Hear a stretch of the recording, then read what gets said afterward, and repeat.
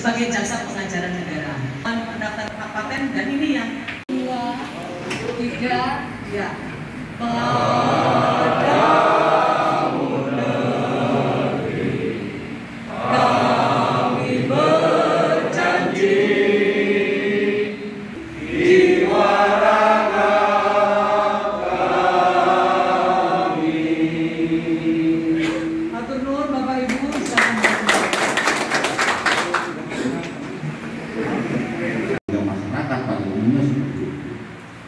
Nah, sementara ada bantuan dari BPNT karena juga di desa itu saat menerima bantuan dari satu lembaga atau satu titik, kita tidak boleh lagi untuk di titik yang lain. Nah, setelah semua bantuan itu dapat, ada BLT dana desa yang dikeluarkan oleh pemerintahan desa, itu sisa penerima bantuan semuanya. Contoh, saya 161 kuotanya dari BLT dana desa itu. Sementara yang mesti diterima, pemerintah memberikan aturan dengan PTO dan lain sebagainya, ini harus juga tidak terdengar hal-hal seperti itulah yang sebenarnya kami harapkan menjadi masukan kita supaya nanti ke depan kita tahu ini harapan kami ya Pak, jika seandainya Tuhan menghendaki insya Allah nanti desa demikian Pak yang bisa kami lakukan. Terima kasih ya Pak, tetap semangat.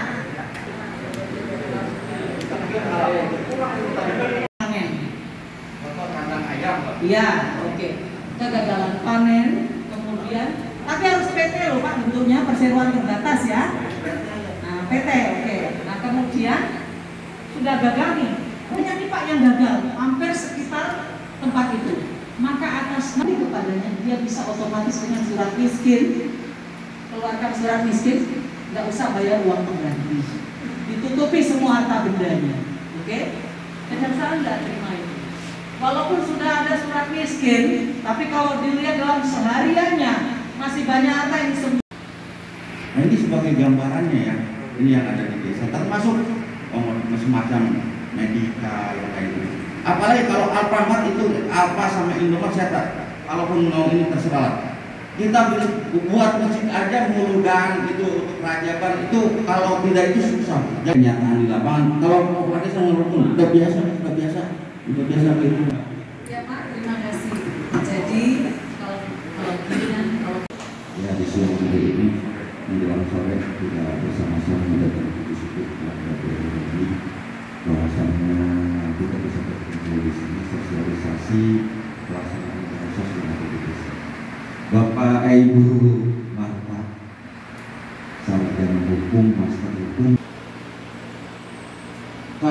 Presiden Karawang, yang di luar Karawang pun jangan sampai tidak. Berdasarkan data BST, kepala desa menilai ada yang tidak adil, misalnya penerima itu tidak memenuhi kualifikasi, maka lebih baik dikembalikan saja dengan disertai alasannya. Jangan dipaksakan dialihkan ke orang lain karena potensi nanti ada polemik yang dilakukan oleh. Baik, saya persilakan pada Bapak Ibu, dipersilakan.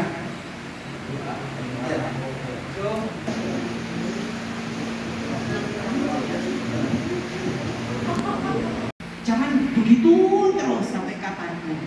Tidak ada perbaikan, padahal hidup ini adalah karunia ya Pak ya, harus ada hidayah, harus ada perubahan.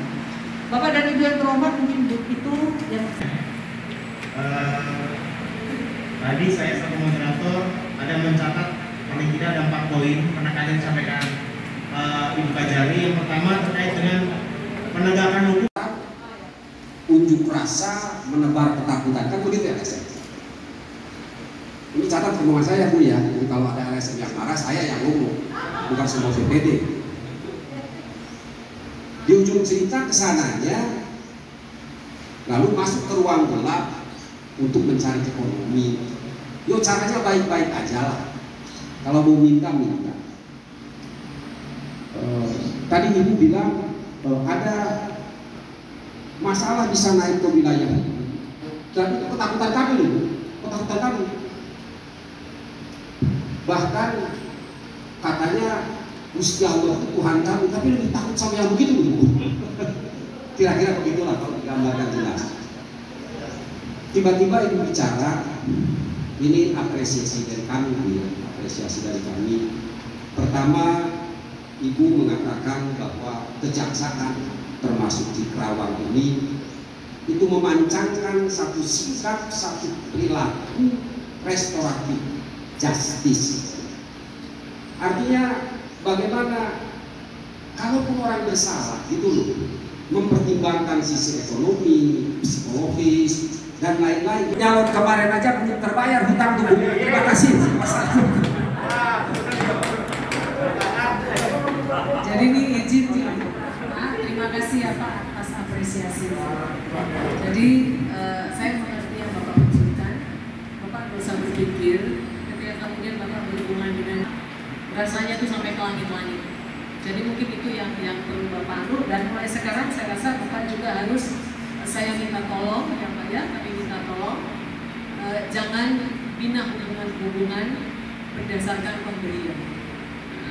Karena itu awal daripada kita melakukan itu. Hargai Bapak dan Ibu semua yang sudah bekerja untuk desa yang merupakan ujung tombak dari negara. Itu sebabnya ya. Menjawab pertanyaan Bapak tentang itu pertanyaan di semua tempat. Saya akan kembalikan itu kepada Kades. Kenapa Bapak mau jadi kepala desa?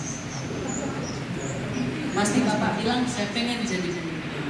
Bercerita jadi pemimpin. Jadi pemimpin itu harus siap rugi, bukan cuma untung. Ketika menyadari bahwa dana BLT yang berasal dari negara tidak mampu lagi memberikan itu kepada semua masyarakat, yang kita lakukan pertama sekali adalah seleksi. Siapa yang paling susah di antara mereka semua? Siapa yang paling memang benar-benar tidak bisa bekerja kalau tidak ada bantuan itu? Itulah yang Bapak seleksi. Apakah ada sisanya yang belum mendapat? Tetap ada. Saya bilang ada berbagai pilihan.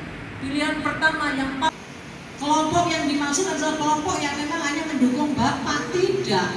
Bicara soal warga adalah seluruh warga yang ada di desa Bapak, baik itu mendukung atau tidak mendukung ya podo, ya sama. Dapat kamu ambil dari negaramu, tapi apa yang bisa kamu beri untuk negaramu?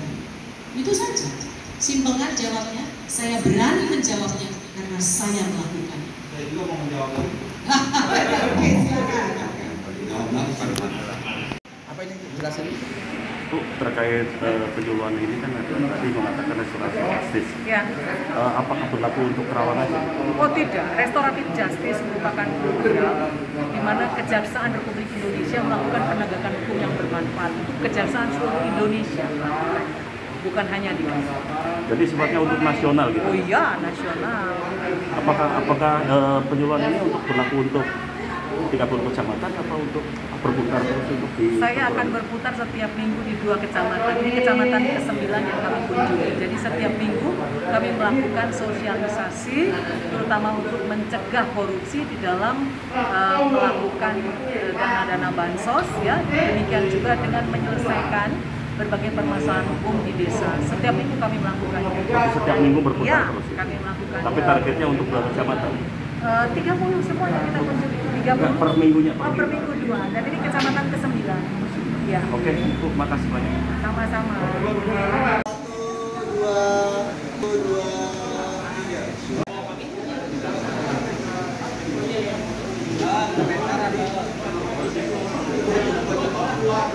Semangat.